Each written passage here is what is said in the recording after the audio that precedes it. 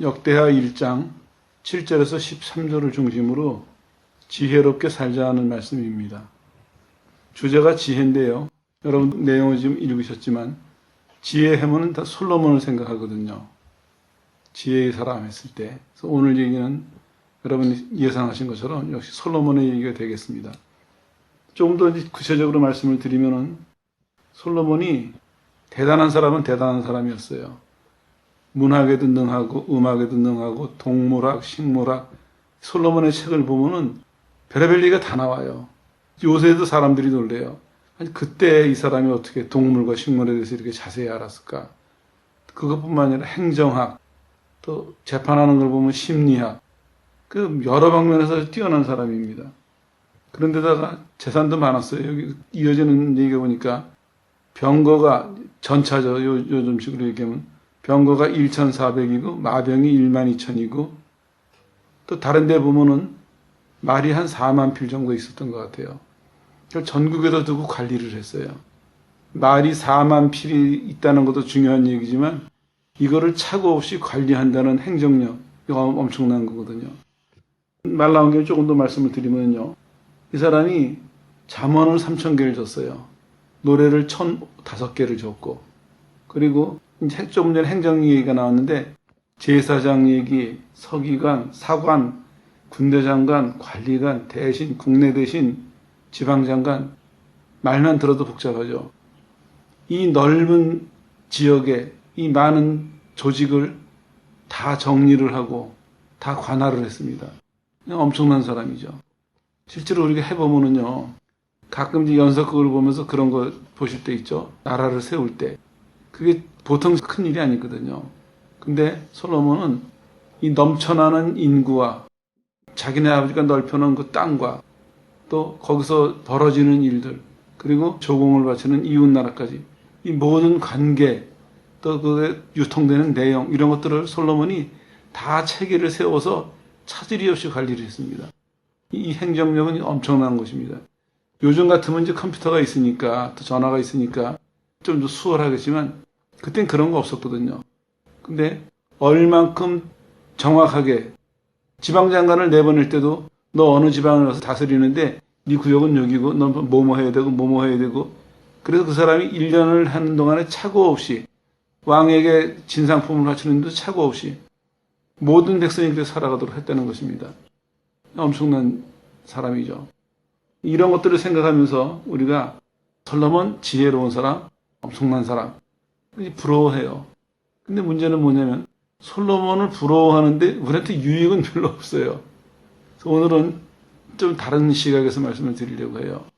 지혜인데 그게 아니라 본질을 찾아보자 이겁니다. 본질을. 지금까지는 우리가 솔로몬을 생각하면서 자꾸 결과만 생각을 했습니다. 그림의 떡이에요. 남의 얘기예요. 그게 아니라 이제는 우리 얘기를 찾아보자 이런 얘기입니다. 먼저 개념을 정리해야 되겠죠. 지혜와 지식이 나오는데 이건 제 얘기가 아니라 사전에서 찾은 거예요. 사전적 정의를 보면은 지식은 정신활동의 한 영역, 정신활동으로 인해서 알려진 내용, 이렇게 설명할 수도 있어요.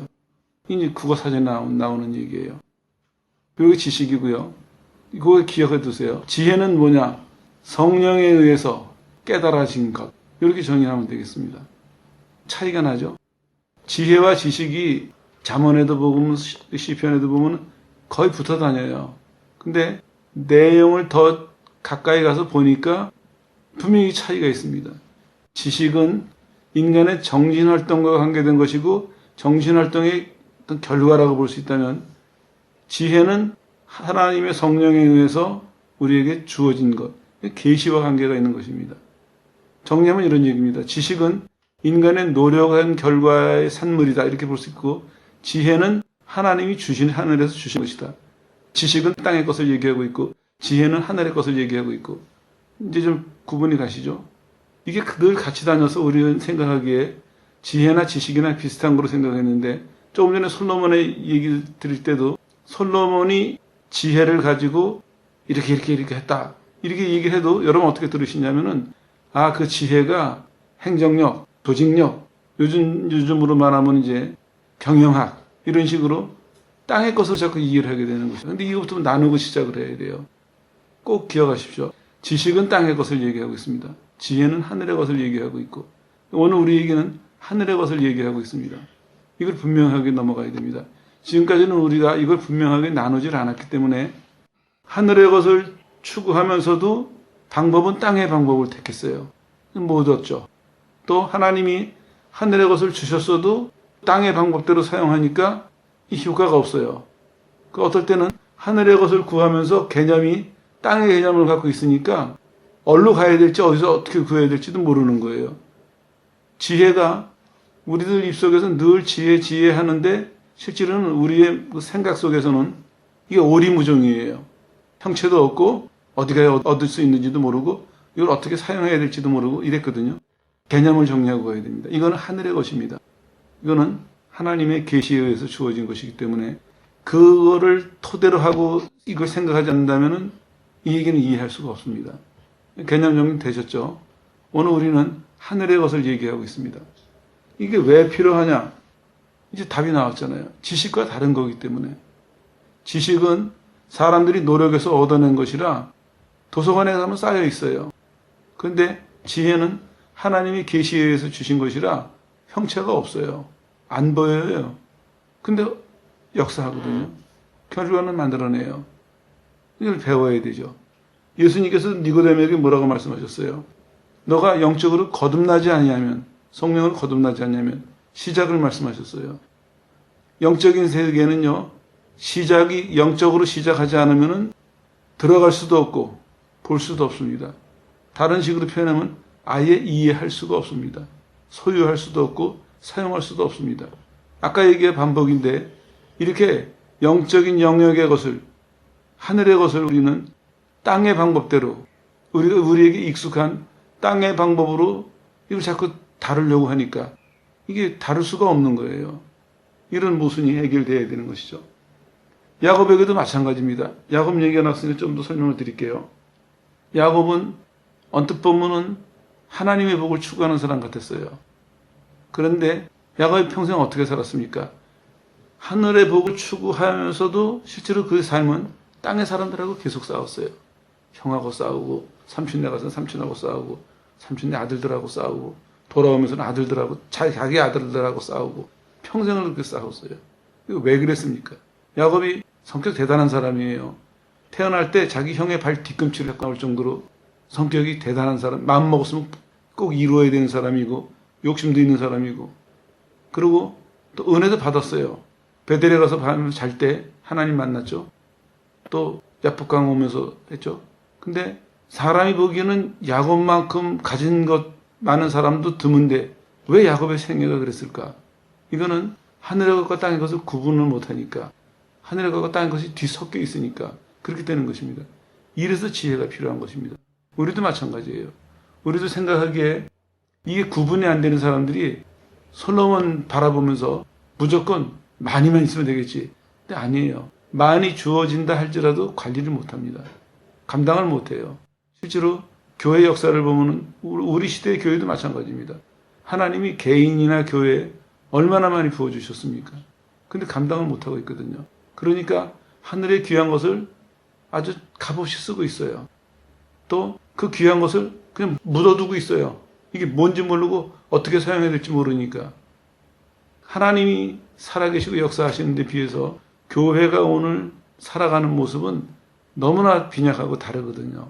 이런 문제가 다 어디서 나오냐면은 서로 연결이 안 됐기 때문이죠. 그래서 오늘 지혜를 알아야 되고 지혜롭게 살아야 될 필요성이 있다. 이런 결론에 도달하는 것이죠. 야곱 얘기 조금 더 매듭 지을게요. 야곱도 보세요. 베델에서 하나님을 만났어요. 그때 비로소 눈을 떠요.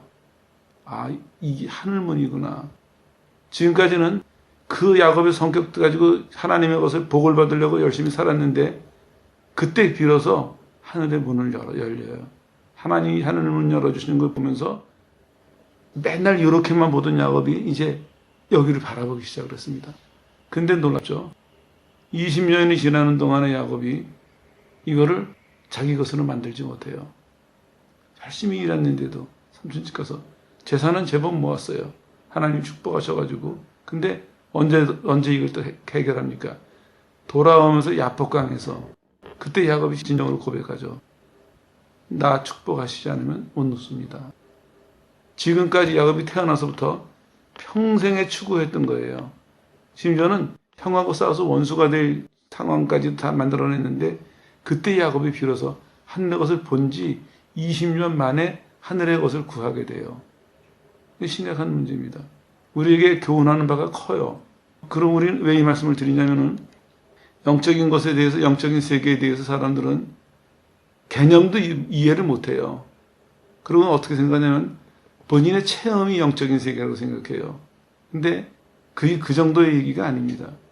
본인의 체험이나 본인의 은사 정도가 아니라 성령이 우리를 인도하시는 그 질서를 이해해야 됩니다. 차원이 다른 거거든요. 그래서 국가 얘기를 먼저 꺼낸 건데 한 국가를 세우려면요.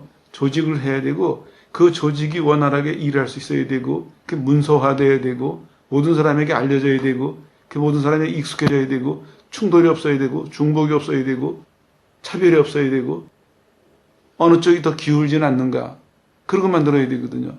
법조문 하나 만드는데도 근데 그 법조문을 실행하는 데 있어서는 얼마나 다양한 변수가 있겠습니까? 이게 국가의 힘입니다. 똑같습니다. 한 사람이 영적인 생활을 할 때 그 사람이 성령이 인도하시는 것, 성령이 하나님의 뜻을 알게 하시고 하나님의 방법을 알게 하시고 하나님의 때를 알게 하시고 그 자세하게 알게 하시는 것을 그거를 조목조목 익혀서 그거를 충돌 없이 차질 없이 따라가게 될 때까지는 그게 시간이 걸린다는 얘기입니다. 시간이 걸리는 것뿐만 아니라 그만큼 노력을 해야 되는 얘기예요. 그래서 하나님께서 우리에게 전심을 말씀하시는 거예요. 전심으로 주를 사랑해라. 그 얘기를 한 매듭지고 넘어가야 되겠네요. 야곱도요. 베델에서 눈이 열려서 하늘문 열린 걸 봤어요. 그랬는데 야곱이 20년 지난 다음에 야복강에서 나한테 축복하시지 않으면 못 넣습니다. 그때 받아요 비로소. 그리고 그때서부터 죽을 때까지 또 시간이 걸리면서 야곱이 죽을 때 결국에는 침상머리에서 경배하면서 죽었더라. 이런 결론을 내렸거든요. 우리도 마찬가지입니다. 이 영적인 세계를 이해하는 데 있어서 우리가 개념이 안 잡히니까 체험 몇 가지, 받은 은사 몇 가지, 그걸 우린 영적인 사람, 영적인 세계를 안다고 생각했는데 그 정도가 아닙니다. 하나님께서 성령을 통해서 일하시는 모든 질서와 모든 방법들, 이게 다 포함되어 있어야 됩니다. 그러니까 우리가 어떤 태도로 나가야 될지 거기서 이제 각자가 정해야 되는 것이죠. 근데 혼동을 일으키시면 안 되는데 그 얘기는 거기서 끝내고 또 하나 이걸 기억하셔야 돼요. 뭐냐? 내용만 들으면 엄청나지죠. 복잡해지죠. 근데 실은요. 하나님께서 시작할 때 주셨어요. 시작할 때. 그 복잡한 걸 주셨어요. 예를 들면 이거예요. 예수님이 우리에게 전심으로 하나님을 사랑하라 하셨거든요. 그게 무슨 뜻일까요? 너희가 오늘 내 제자가 됐으니까 지금부터 부지런히 노력해서 네 마음을 다 바쳐서 하나님을 사랑해라. 이런 뜻 아니에요. 잘 이해하셔야 돼요. 그렇게 생각한다면 이거는 복잡하고 크고 어려워서 평생 못 이룰 일이에요. 이렇게 생각하셔야 돼요. 하나님이 맨 처음에 믿을 때 하나님에 대해서 모르고 하나님에 대해서 익숙하지 않고 하나님의 세계가 서툰 우리들에게 전심으로 하나님을 사랑할 수 있는 은혜를 주셨어요. 그러니까 처음에 은혜를 주셨을 때 전심을 바쳐서 계속 따라가는 사람은 이게 내게 돼요. 근데 그걸 안 하거나 이런 사람은 어떻게 되냐면 전심은 주셨는데 사용을 안 하니까 자기 힘으로 믿는 거예요. 자기 식으로 믿고요. 이 사람은 평생 어떻게 생각합니까? 전심으로 해야 되는 거는 내가 알지만 내가 과연 전심으로 할 수 있을까? 난 전심으로 못하지. 이러고 평생을 사는 거예요. 이런 차이도 있습니다. 그래서 지혜로워야 될 필요가 있어요. 지혜로운 사람은요, 이 영적인 질서를 이해한다고 아까 말씀드렸죠? 그 간단한 예에서 그거예요.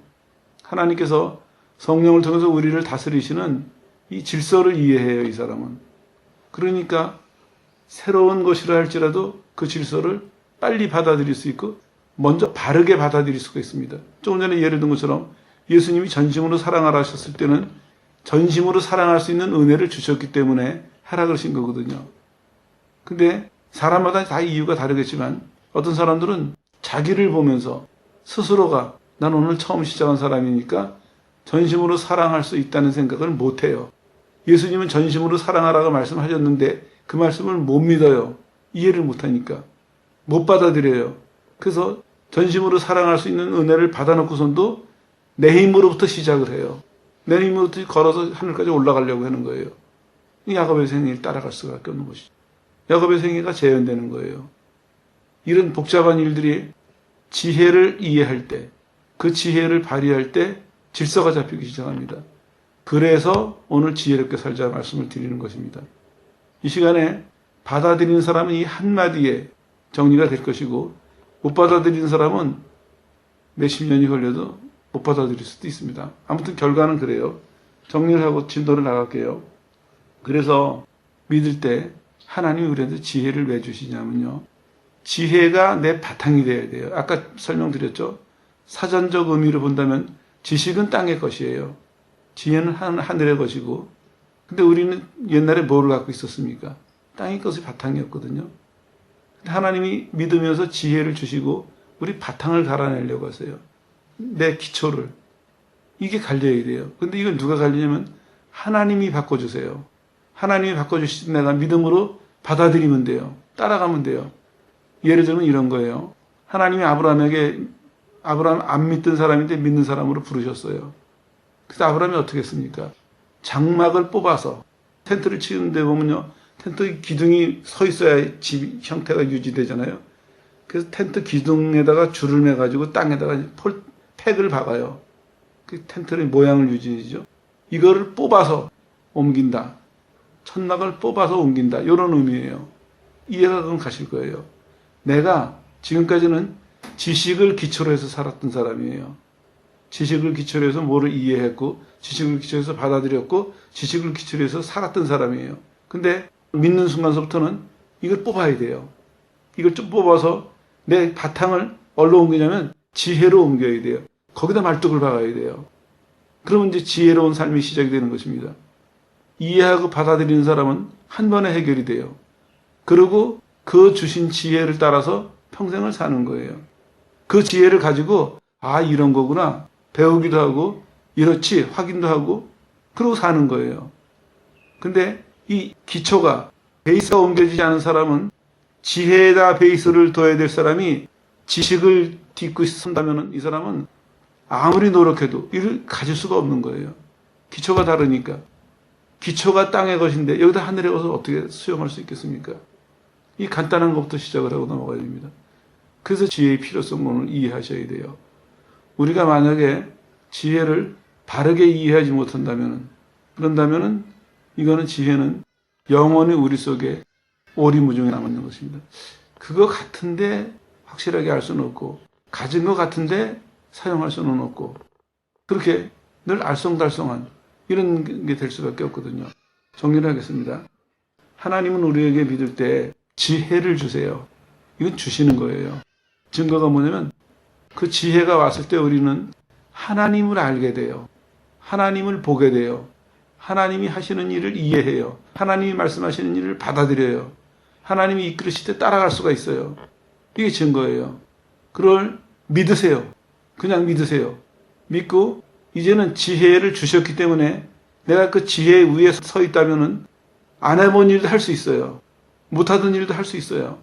그런데 이 자세가 흐트러지면은 그러다가 지식을 기웃거리면은 다시 이제 혼란스러워지기 시작하는 거예요. 베드로가 마치 주님 나도 갈게요 했을 때 와라 하셨죠? 바다 위를 걸어갔어요. 그런데 그때까지 아무 일 없었어요. 주님만 바라보고 갈 때는. 왜냐? 오라고 하신 분이 베드로 지금 붙들고 계시는 거거든요. 오라고 하시는 말씀 따라서 따라가는 거예요 지금요. 지금 우리 식으로 얘기한다면 지혜의 기초를 두고 바다 위를 걸어가고 있어요. 베드로가 설명할 능력 없어요. 그러나 걸어가고 있어요. 그러다가 예수님에게서 시선을 돌리니까 금방 물결이 보이고 무서워지고 빠져들어가기 시작했습니다. 똑같아요. 요게 이제 묘미죠. 요 차이를 분명히 이해한다면 아, 난 지혜를 놓치면 안 되겠구나. 지혜는 주시는데 이제 주시는 거는 믿을 뿐만 아니라 본인의 자세가 어떻게 바뀌냐면 내가 이거 놓치면 안 되겠구나. 내가 아브라함처럼 천막을 뽑아서 지식에 세워놨던 천막을 뽑아서 내가 지혜로 옮겨야 되겠구나. 내가 인생에 대한 새로운 시각을 가져야 되겠구나. 내 삶에 대해서, 내 모든 것에 대해서, 이 땅에 살아가는 모든 것에 대해서 나뿐만 아니라 이 땅에 움직이는 모든 것들에 대해서 내가 이해를 바꿔야 되겠구나. 태도를 바꿔야 되겠구나. 그 방법은 지혜로 옮기자. 옛날에 내가 지식을 근거로 이해하고 판단하고 대응을 했지만 이제는 지혜를 근거로 이해하고 판단하고 대응하자. 장막을 옮겨야 돼요. 믿음으로 장막만 옮긴다면 하나님 우리에게 지혜를 주시면서 아브라함에게 하신 것처럼 똑같이 말씀하세요. 너 내가 지시하는 곳으로 가라. 하실 때 우리가 내 하고 장막만 옮긴다면, 내 베이스만 옮긴다면, 내 태도만 바꾼다면은 그러면 우리는 여태까지 지식 위에서 살던 사람인데 지혜 위에서 새롭게 살아갈 수가 있습니다. 간단하죠? 어떤 사람에게는요, 너무나 쉽고 간단해요. 근데 어떤 사람에게는 너무나 이게 복잡해요. 믿음도 그렇잖아요. 믿어지는 사람에게는요, 너무나 쉬워요. 매일매일 놀라운 일들의 연속이에요. 근데 안 믿는 사람에게는 너무나 어려운 일입니다. 그래서 지혜가 필요한 것입니다. 그리고 그 지혜를 가지고 살아야 될 필요가 있습니다. 필요성은 그만큼 말씀드리고요. 그럼 이제 어떻게 사느냐? 문제가 되겠죠. 첫 번째로는 태도가 중요해요. 어떤 태도냐면 하나님의 은혜에 보답하려는 태도가 있어야 됩니다. 오늘 솔로몬도 보세요. 사람들이 지혜만 잔뜩 생각하는데 실제로는 이 모습도 봐야 돼요. 하나님이 나타나셨어요. 그리고 내가 너 뭐 줄까? 1000번 번제를 드리니까 하나님이 응답을 하시는 거예요. 너 원하는 게 뭐냐 했을 때 솔로몬이 뭐라고 얘기합니까? 하나님의 은혜에 보답하게 해주십시오. 이런 얘기예요. 하나님이 내 아비 다윗을 왕으로 세우셨고 또 나도 왕으로 세우셨습니다. 나는 하나님이 왕으로 세워주신 이 은혜가 참 감사해서 이 일을 하나님이 원하시는 대로 잘 감당하고 싶습니다. 다시 말씀드리면 나를 왕으로 세워주신 그 은혜에 내가 보답하고 싶습니다. 그 왕의 역할을 잘할 수 있도록 지혜를 주십시오. 이게 구한 거거든요. 그런 태도가 있어야 됩니다. 그랬을 때 하나님이 뭐라 그러세요? 그래, 내가 너한테 지혜를 줄 뿐만 아니라 네가 구하지 않은 것까지 내가 다 주마. 이렇게 말씀하신 거거든요. 은혜 받은 사람들이 제일 먼저 드러나는 태도가 바로 이거여야 됩니다. 내 속에서 하나님의 은혜에 보답하려는 태도. 이거는 누가 시켜서가 아니라 집회를 해봐도 그렇고 이제 모임을 가져봐도 그래요. 진짜 은혜 받는 사람은요, 자발적으로 그 사람 마음속에 이 받은 은혜가 감사해서 하나님께 내가 보답해야지. 그런 마음이 생겨요. 그리고 그때서부터 하나님을 사랑하기 시작해요. 자기 힘 닿는 데까지. 그리고 하나님 말씀에 순종하려고 애를 써요. 그 사람에게 무슨 직분을 주지 않더라도, 누가 뭘 요구하지 않더라도 스스로 요것도 중요한 단어예요. 왜냐? 하나님이 은혜를 주신다 하는 얘기는요, 하나님과 나와의 개인적인 관계를 얘기하고 있거든요. 하나님과 나와의 개인적인 관계에서 내가 하나님의 사랑에 눈을 떴다면, 하나님의 사랑을 알았다면은 그 다음에 내가 하나님에 대해서 개인적인 반응이 일어나기 시작해요. 그게 뭐냐면 감사하는 마음과 함께 하나님에게 보답하려는 마음. 이게 생겨요. 이제 잘 구분해야 될 게요. 사람들이 은혜 받았다 그러면서 은사랑 능력을 자랑하는 사람들 많이 있어요. 축복을 자랑하는 사람들 많이 있는데 사람들이 잊고 있는 게 있어요. 뭐냐면은 우리 하나님 만드셨잖아요, 우리를요. 그래서 우리 마음속에는 뭐가 있냐면은 하나님께 충성하려는 마음이 있어요. 하나님 창조하셨기 때문에 그게 있는데 구원받을 때 그 마음이 살아나는 거예요. 안 믿었을 때는 그게 죄로 인해서 죽어 있는데 구원받는 순간 영원히 살아나고 가장 기본적인 거, 하나님을 사랑하고 하나님께 순종하려고 하는 그 마음이 살아나는 것입니다. 그래서 은혜 받은 모든 사람의 특징이 그 사람이 잘났건 못났건 어떤 사람이든지 간에 심지어는 흉악한 강도라 할지라도 은혜 받으면 그 사람 마음속에 하나님을 사랑하는 마음이 생기고 하나님 말씀에 순종하는 마음이 생긴다고요. 그리고 한 걸음 더 나가서 다른 사람을 사랑하는 마음이 생겨요. 우리 그런 건 많이 경험해 봤어요. 기도원에서 집회를 해보세요. 어제 그 사람하고 똑같은 사람이에요. 근데 시간이 지나가면서 어느 순간에 이 사람이 은혜를 받았어요. 그러면 하나님에 대한 태도가 바뀌어요. 사람에 대한 태도가 바뀌어요. 누가 강제로 시키는 것 아닙니다. 누가 감시하는 것 아닌데 은혜 받은 증거가 그렇게 나타나요. 이게 가장 기본적인 것입니다. 이게 성경적인 기준이에요. 난 늘 그렇게 생각해요. 누가 자신이 받은 은혜를 얘기할 때 사람들은 이것저것 많이 내세워요. 근데 난 딱 한 가지를 생각해요. 뭐냐? 하나님에 대한 이 사람의 태도가 뭐냐? 하나님에 대한 태도. 사람들 앞에 선전하지 않아도 거창한 일이 아니라 할지라도 그 사람 속에서 진심으로 하나님을 사랑하고 하나님을 섬기고 섬긴다는 증거로 하나님 말씀에 순종하려고 하는 열망이 생겨요. 이건 누가 막을 수가 없습니다. 그리고 시간이 갈수록 그 열망이 커지겠죠. 강해지고. 그렇지만 중요한 것은 은혜를 받는 순간 우리 속에 묻혀있든 죽어있든 이게 그게 살아난다고요. 이게 가장 기초적인 반응입니다. 솔로몬도 지금 그러고 있어요. 하나님 앞에서 뭐 줄까 했더니 뭘 어떻게 대답하냐면 내 이 은혜에 보답하고 싶습니다. 그래서 지혜가 필요합니다. 이렇게 이제 구하는 것이죠. 마찬가지입니다. 우리도 지혜롭게 살려면은 먼저 하나님에 대한 태도가 필요해요. 하나님께서 주신 은혜에 대해서 내가 보답하려는 태도, 충성하려는 태도, 그 태도가 생겨야 돼요. 다시 말씀드리면 그 태도가 생겼는지부터 먼저 점검을 해보세요.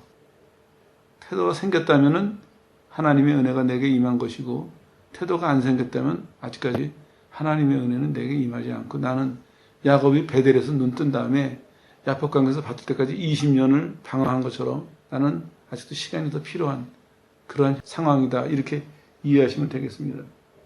그 다음에 이제 어떻게 했냐면요. 여기 성경에 나온 것처럼 구해야 돼요. 지혜를 구해야 돼요. 지혜를 구한다는 얘기는요. 조금 전에는 주셨다 그러지만 왜 또 구해야 되나 했는데 이런 의미예요. 하나님께서 은혜를 주실 때 영적인 세계의 가치를 알게 하시거든요. 영적인 세계의 가치를 아는 사람은 그 영적인 세계를 추구하게 돼요. 근데 그 영적인 세계를 이해하고 내 것으로 배우고 익히는데 지혜가 필요하거든요. 그러니까 구하는 거예요.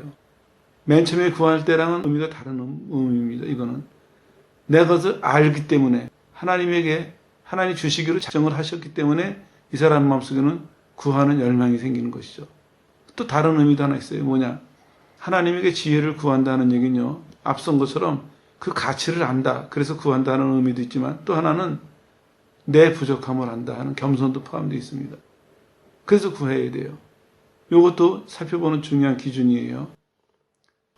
한 사람이 하나님 앞에 무엇인가 구할 때 두 개가 다 살펴져야 돼요. 이 사람이 그 가치를 알아서 구하는 것과 자기 힘으로는 못 이룰 것을 알고 겸손하게 구하는 것과 이게 동시에 있어야 됩니다. 하나만 있으면 문제가 일어나요. 늘 같이 다녀요. 두 개가. 그게 구해야 됩니다. 하나님 앞에 구할 때 이제 잘 점검해야 돼요. 내가 뭐 주세요. 기도한다고, 간구한다고 그렇다고 되는 게 아니에요. 구할 때는 이 두 가지 조건이 맞아야 돼요. 내가 가치를 아는가? 가치를 안 되는 얘기 뭡니까? 하나님이 주시면 내가 쓸 것이 분명히 있는 거거든요. 하나님의 영광을 위해서, 하나님의 뜻을 위해서 쓸 것이 분명히 있어요. 그러니까 받을 자격이 갖춰진 거예요. 받을 상태가 된 거예요. 또 하나는 바로 자기가 또 다른 면에서 받을 그 준비가 되어 있는 건데 겸손해진 거예요. 나는 없습니다. 내 힘으로는 가질 수가 없습니다. 하나님께서 날 주십시오. 이렇게 돼야 됩니다. 이것도 생활하다 보면은 자꾸 강조해야 될 그런 문제 중에 하나입니다. 왜냐하면요, 사람들은 하나님 앞에 구할 때 자꾸 하나님 쪽에서 생각해서 구하는 것이 아니라 자기 쪽에서 생각해서 구해요. 내가 필요하니까. 근데 제대로 구하는 사람은요, 하나님의 지혜를 따라 구하는 사람은 결국엔 누구를 위해서 구하냐면 하나님을 위해서 구합니다. 준비가 된 거예요. 이것도 이제 기도 생활하다 보면은 본인이 깨달아요. 처음에는 우리가 모르니까 하나님이 감동을 주세요. 아, 이거 구해야지. 그 이루어진단 말이에요. 좋아해요. 근데 시간이 지나가서 매일 그 수준에 머문다면은 이 사람은 이제 그 다음에는 지혜를 구하는 사람이 아니라 지식에 의한 사람이에요. 이렇게 하니까 되더라. 방법을 배우는 사람이에요. 요령을 배우는 사람이에요. 그래서 하늘의 것을 가지고 땅의 것으로 쓱 바꿔놓는 거예요. 이게 은혜 받은 사람들에게 참 이게 고약한 부분이에요. 많은 사람에게 하늘의 것으로 은혜를 주셨는데 근데 조금 시간이 지나가다 보면 대부분의 사람이 하늘의 것을 가지고 땅의 방법으로 살아요. 그러다가 보니까 그 귀한 것이 가치가 없어져 버려요. 있는데 사용하지 못하는 사람이 되거든요. 그것도 이제 똑같습니다. 지혜를 따라 구하는 사람은요, 하나님에게 늘 받을 준비를 갖추고 있어요. 그게 바로 겸손한 태도와 또 하나는 이걸 주셨을 때 내가 어떻게 써야 될지를 아는 거예요. 그리고 그렇게 쓰려고 하는 결심이 쓴 거예요. 갖춰져 가는 것입니다. 그러다 보면 이제 뭘 깨닫냐면요, 내가 입으로 기도하면서 요 일이 이루어질 때쯤을 알 수 있는 거예요. 그 일이 이루어지는 그 상황과 형편을 느낄 수가 있고 분별할 수가 있는 것이에요. 왜냐? 내 속에 증거가 있으니까. 내 속에서 그걸 구해야 되는 분명한 이유를 알았고 그걸 주셨을 때 분명히 쓸 수 있는 결심이 섰고 내 마음이 준비돼 가면서 그 구하던 것이 이제 이루어지겠구나. 이렇게 되는 것이죠. 그 얘기 또 이제 오늘 요만큼만 끝내야 되겠습니다. 정리를 해보면 이렇습니다. 지혜롭게 살지 못하니까 야곱이 하늘의 것을 추구했지만 결국엔 땅의 것으로 살았거든요. 땅의 방법대로. 그러다가 이거를 바꾸는 순간 야곱이 하늘의 사람으로 살아가기 시작했죠. 그래서 믿음의 조상의 대열에 우뚝 섰습니다. 마찬가지입니다. 우리가 베이스, 우리 기초, 내가 여태까지는 지식의 기초를 두고 산 사람이에요. 지식을 기초로 해서. 근데 오늘 이 시간을 계기로 해서 분명하게, 아주 분명하면서도 구체적으로 지혜의 기초를 두는 사람으로 바뀌세요. 하나님이 우리를 부르실 때 이거를 아브라함처럼 바꿔놓으셨어요. 너 여기 살지 말고 내가 준비한 곳으로 가라. 내가 지시하는 곳으로 가라 하셨거든요. 이제 그것부터 하세요. 맨 기초를 바꾸세요. 그것부터 출발하세요. 옮겨가면요. 그 옮겨간 그곳에서 내 마음을 바꾼 그 상태에서 하나님의 것이 막 자라나기 시작해요. 하나님의 것이 막 보이기 시작해요. 예전에는 내가 지식의 기초, 세상의 것의 기초, 내가 살던 것, 편하고 익숙하고 내가 바라던 것, 그거에 확 굳게 서서 살던 사람들은 안 보였어요. 근데 이걸 다 내려놓고 이제는 뭔지 모르지만 하나님이 주시는 것, 하나님이 명령하신 것, 그거로 내가 살겠다고 내 마음의 기초를 바꾸는 순간, 내 마음의 제일 밑에 그 부분을 바꾸는 순간 갑자기 하나님의 것이 쑥쑥쑥 자라나요. 안 보이던 것이 보이기 시작해요. 가만히 있던 것들이 내 속에서 움직이기 시작해요. 가르쳐주고 역사도 하기 시작하고. 그래서 예전에는 내 힘으로 살던 사람이 이제는 내 속에서 역사하시는 성령의 역사를 보면서 사는 거예요. 성령의 역사를 따라서 사는 것이에요. 이게 지혜롭게 사는 것입니다. 그래서 하나님께서 오늘 말씀하고 있는 것입니다. 너희가 지혜롭게 살아라. 지식과 지혜를 구분해서 이제 땅의 것과 하늘의 것을 구분해서 지혜롭게 살아라 말씀하시는 거거든요. 이 시간을 계기로 여러분들이 자신을 살피세요. 그리고 변화를 확인하세요. 그리고 변화가 확인됐다면 그대로 따라가세요. 이제는 그 기초 위에 두 발을 굳게 쓰시고 아브라함처럼 천막을 튼튼히 세워서 내 고향이다 이제. 여기 내 집이다. 여기서 내가 주님 만나겠다 하는 이런 방법으로 여러분의 삶의 목표, 삶의 방법, 삶의 수단으로 삼으시고 오늘부터는 지혜롭게 사는데 더 능력 있는 성도 되시기를 예수 이름으로 축원합니다.